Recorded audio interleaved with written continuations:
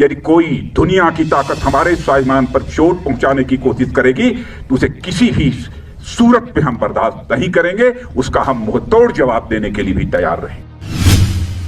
प्रधानमंत्री नरेंद्र मोदी के बाद रक्षा मंत्री राजनाथ सिंह ने लेह पहुंचकर चीन को कड़ा संदेश दिया तो चीनी जनता संभल नहीं पाई और उन्होंने ही जिनपिंग को चुनौती दी थी है कि आखिरकार सुधर जाइए वरना भारत की तैयारी जबरदस्त है। नमस्कार, स्वागत है आपका हेडलाइंस इंडिया पर। मैं हूं नवीन चौहान। रक्षा मंत्री 2 दिन के एलओसी और एलएसी के दौरे पर हैं। ले पहुंचते ही राजनाथ ने हाथ में मल्टी बैरल गन लेकर चीन को कड़ा संदेश दिया और उसके बाद उन्होंने जो बात कही, अपने सैनिकों से मिलने के बाद जो उन्होंने चीन को चुनौती दी, मुंह तोड़ जवाब दिया, सबसे पहले वो आप सुनिए।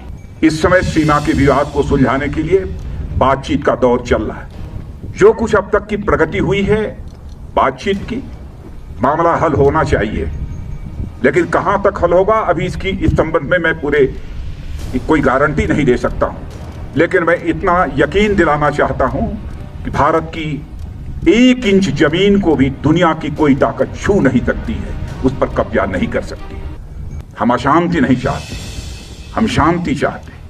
लेकिन यह भी मैं कह देना चाहता हूं 2 टूक शब्दों में, यदि कोई दुनिया की ताकत हमारे स्वाभिमान पर चोट पहुंचाने की कोशिश करेगी तो उसे किसी भी सूरत पे हम बर्दाश्त नहीं करेंगे। उसका हम मुंहतोड़ जवाब देने के लिए भी तैयार रहें। वाकई देखा आपने, मुंह तोड़ जवाब रक्षा मंत्री का चीन को।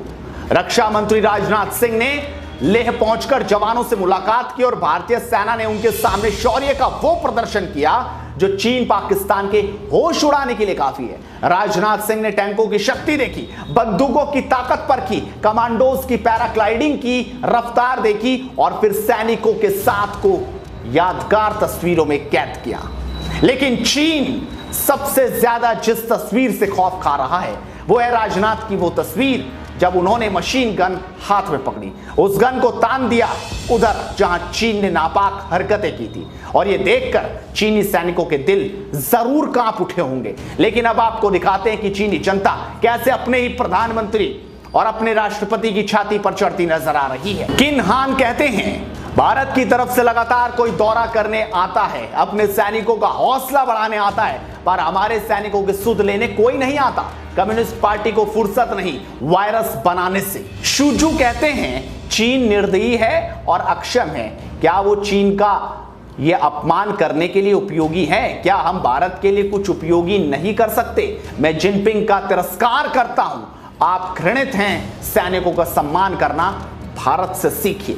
एलेक्स झेंग कहते हैं भारत ने तैयारी कर ली है, चीनी जनता मारी जाएगी, जिनपिंग संभल जाओ वरना चीन में ही जल्द विद्रोह शुरू हो जाएगा। तो आपने देखा किस तरीके से रक्षा मंत्री के दौरे के बाद वहां की जनता कहती नजर आई कि सम्मान अगर सीखना है तो भारत से सीखिए कि किस तरीके से वो अपने सैनिकों का सम्मान करता है। और रक्षा मंत्री ने जो बोला उसके बाद डर का माहौल चीन में भी अब नजर आ रहा है। इस वीडियो को आप शेयर कीजिए और हेडलाइंस इंडिया को सपोर्ट कीजिए, सब्सक्राइब कीजिए। नमस्कार।